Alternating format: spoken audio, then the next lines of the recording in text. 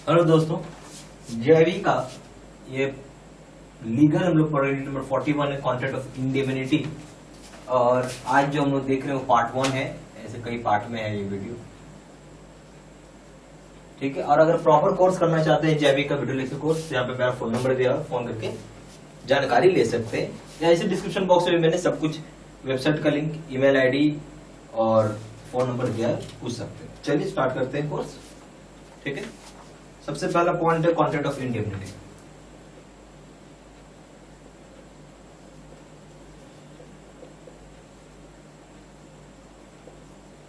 क्या समझते हैं आप इससे? तो इंडेमनिटी का है क्या मतलब? इंडेमनिटी का मतलब होता है कि नुकसान से बचाना। क्या मतलब होता है? किसी को लॉस से बचाना, किसी को नुकसान से बचाना को हम लोग इंडेमनिटी बोलते हैं, राइट। तो अगर यहाँ पे, और ये क्या है? कॉन्ट्रैक्ट है, ठीक है।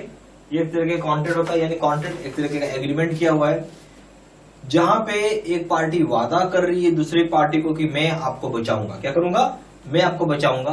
अगर किसी तरीके का नुकसान हो जाता है, चाहे वो नुकसान मेरी वजह से हो रहा हो या किसी और की वजह से हो रहा हो। फिर से सुनिए इसी बात को। ये क्या बोलता है? कॉन्ट्रैक्ट होता है जहां एक पार्टी वादा करती है दूसरी पार्टी को मैं आपको बचाऊंगा, भले वो नुकसान मेरी वजह से ही क्यों ना हो। जो पार्टी वादा कर उससे नुकसान हो रहा हो या किसी और पार्टी चीजों से नुकसान हो रहा हो, तो दोनों केसेस में वो आपको बचाती है, ठीक है। और इस तरह का लॉस जो होता है इसको हम लोग बोलते हैं, इस तरह का लॉस, इस तरह का जो कॉन्ट्रैक्ट ऑफ इंडेमनिटी है, ये किसके दायरे में आता है? ये आता है section 124 of Indian contract act में आता है, ठीक है। इस बात को लिख लेते हैं तो ज्यादा समझ में आएगा। इसको बोल सकते हैं क्या? Is a contract by which one party promises to save the other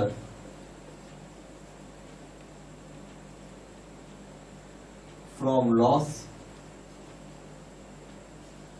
likely to be caused by him।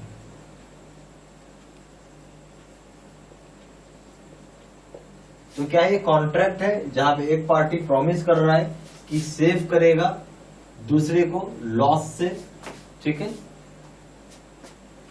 अब देखिए बोलता है क्या? दिस लॉस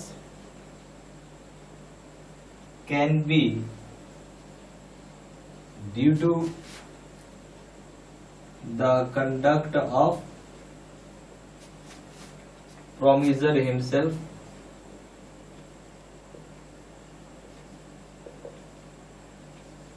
ठीक है, और by conduct of other person.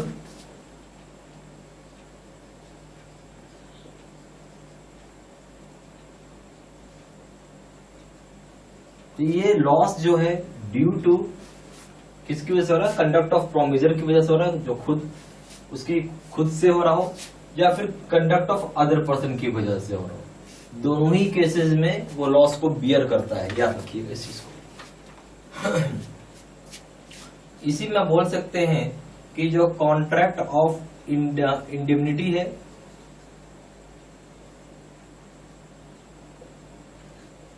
ये governed by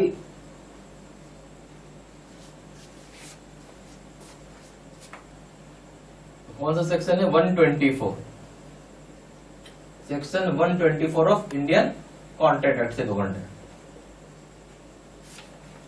Indian contract act से गवर्न।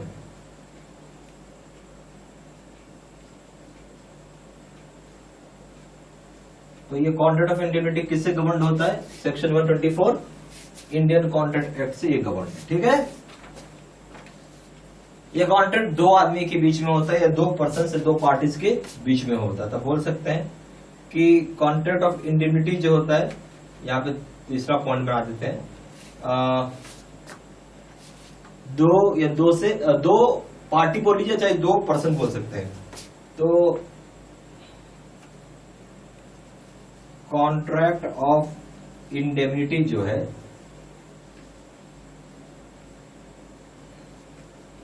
बिटवीन टू पर्सन्स या फिर पार्टीज होता है। एक होता है प्रोमिसर जो वादा कर रहा है, जिसको हम इंडेमनिफायर बोलते हैं। Promiser also called as indemnifier. ठीक है, कैसे? क्योंकि ये who is giving promise, who is giving promise, जो वादा कर रहा कि अगर ऐसा कुछ हो गया तो मैं पैसा पे करूंगा। ठीक है, प्रोमिजिम आई है।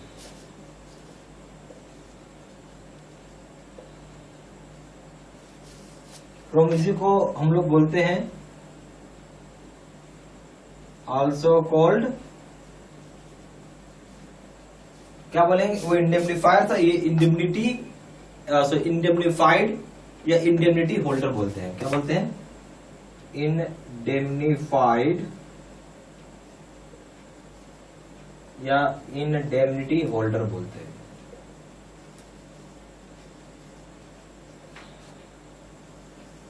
ठीक है, और इस इंसान के पास लीगल अधिकार होता है, लीगल एक्शन ले सकता है अगेंस्ट प्रोमिसर या इंडेमनिफायर। इसको बोल सकते हैं हैज द पावर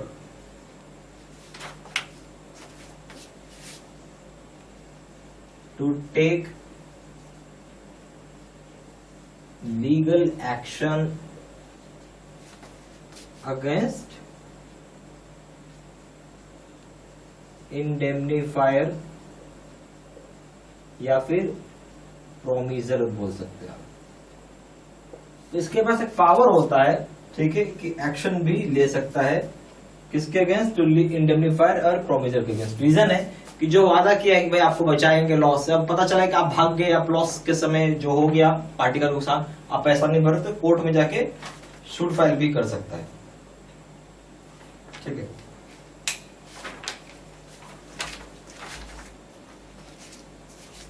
तो सारा कॉन्सेप्ट प्लीज लिखते ही चलिएगा, कॉपी में लिखने से ज्यादा समझ में आएगा।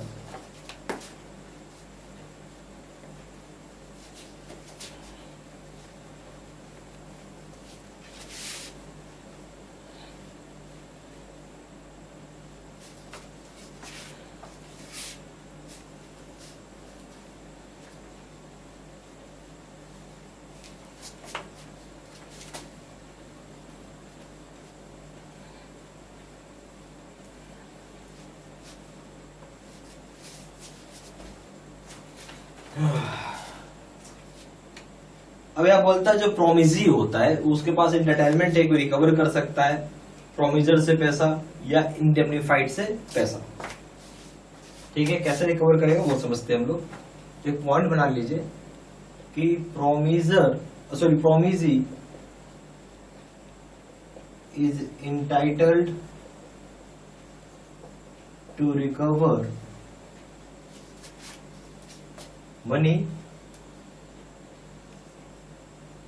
फ्रॉम प्रोमिसर या इंडेमनिफायर। तो प्रोमिजी क्या है? या इंटाइटल्ड है रिकवर करने के लिए मनी को प्रोमिसर या इंडेमनिफायर से। तो पहला है, बोलते हैं कि सारा का सारा जो डैमेजेस हुआ, जितना भी नुकसान हो गया हो पार्टी का, उस सारे नुकसान को सूट फाइल से आप क्लेम कर सकते हैं। और उसको बोलेंगे, मतलब क्लेम करेंगे, मतलब कंपेल कर रहे हैं कि पे करने के लिए बोल रहे हैं सूट फाइलिंग में। ये बात है कि सारा का सारा नुकसान आप कंपेल कर सकते हैं कि पे करवाया जाए सूट फाइलिंग में। ये लिख लीजिए, all damages which he may be compelled.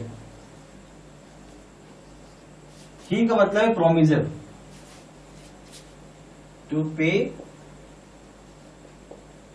In suit. Suit मतलब कोर्ट में केस फाइल कर दिया आपने। फिर बोलता है सारा कॉस्ट जो वो भी कंपेल्ड करेगा कि पे किया जाए। ये भी सारा डैमेजेस हो गया। ये क्या था? Damages.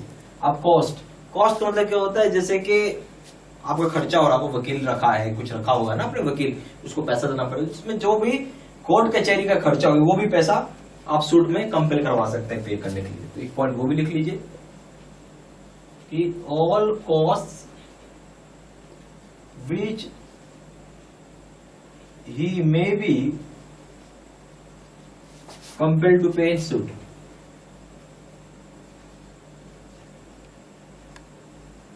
to pay in suit। फिर बोलता है सारा सम जो कि पेड किया जाएगा कॉम्प्रोमाइज में, वो इंडेमनिटी की कॉन्ट्रीब्यूट नहीं होना चाहिए। तो एक चीज और समझिएगा, जो इंडेमनिटी का जो एक चीज है, जो इंडेमनिटी को होल्डर को जो बताया था, हम आपको ये पे करेंगे, आपको वो पे करेंगे, अगर नुकसान हो जाता है तो वो सारे पैसे आपको पे करना होगा कॉम्प्रोमाइज में। ठीक है, यानी उसका अगेंस्ट तो है नहीं जो है कॉम्प्रोमाइज पे कर रहे हैं आप। ठीक है, वो भी चीज आपको यहाँ पे होगा। तो बोल सकते हैं कि all sums paid in compromise not contrary to indemnity। फिर यहां राइट इशू किया जाता है। राइट होता है कि आप सू कर सकते हैं कोई स्पेसिफिक परफॉर्मेंस के लिए, जहां प्रोमिसी ने इनकर किया था कि एब्सोल्यूट लायबिलिटी का, प्रोमिसी का एब्सोल्यूट लायबिलिटी हो रहा है, वो उस तरह का कॉन्ट्रैक्ट में डाला हुआ कोर्स। तो आपको एक चीज होता है कि आपके पास स्पेसिफिक परफॉर्मेंस या बहुत सारे चीज रहता है। जब कॉन्ट्रैक्ट बनाते हैं तो जो लॉस की बात होती है तो आप एक स्पेसिफिक परफॉर्मेंस की बात कर रहे हैं, उसके हिसाब से भी आप सू यानी केस फाइल कर सकते हैं।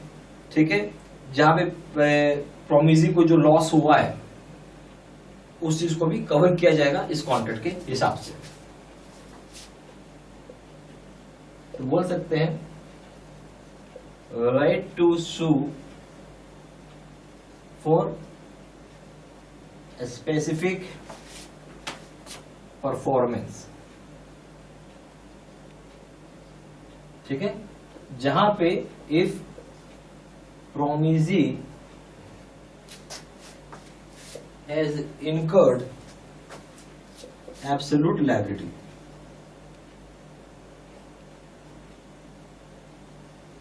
एब्सोल्यूट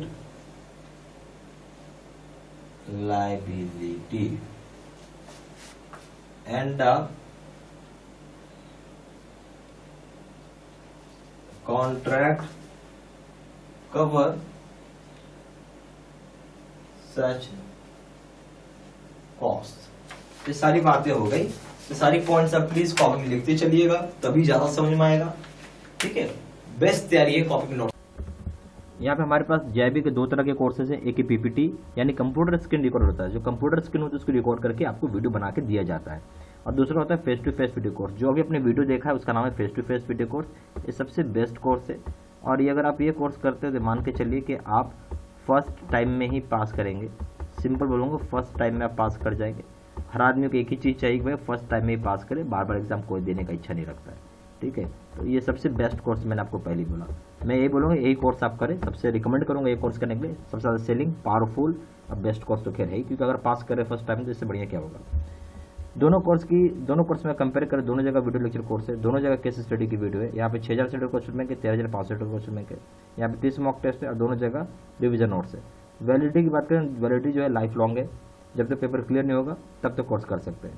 पेपर 1 प्रिंसिपल्स करेंगे दाम है 600 रुपये, यहाँ 1200 रुपये। पेपर 2 करेंगे इसका दाम 800 रुपये, यहाँ पे 1500 रुपये। पेपर 3 करेंगे इसका दाम है लीगल, इसका दाम है 600 रुपये, इसका दाम है 1200 रुपये। और कॉम्बो पे करेंगे यानी तीनों पेपर एक साथ मिला के करेंगे, इसका दाम है 1500 रुपये, और यहाँ पे दाम है 3000 रुपये। जहाँ जानकारी के लिए फोन कर सकते हैं। फोन नंबर हो जाएगा 4 times 9 685 दूसरा नंबर है 7827546946। वेबसाइट में जाकर डायरेक्टली ऑनलाइन ऑर्डर प्लेस कर सकते हैं। वेबसाइट हो जाएगा www.jbcibstudymaterial.com। ईमेल आईडी हो जाएगा seat3@gmail.com। ये सारी इन्फॉर्मेशन मैंने इसी वीडियो के डिस्क्रिप्शन बॉक्स में भी डाल दी है। ठीक है, थैंक यू वेरी मच।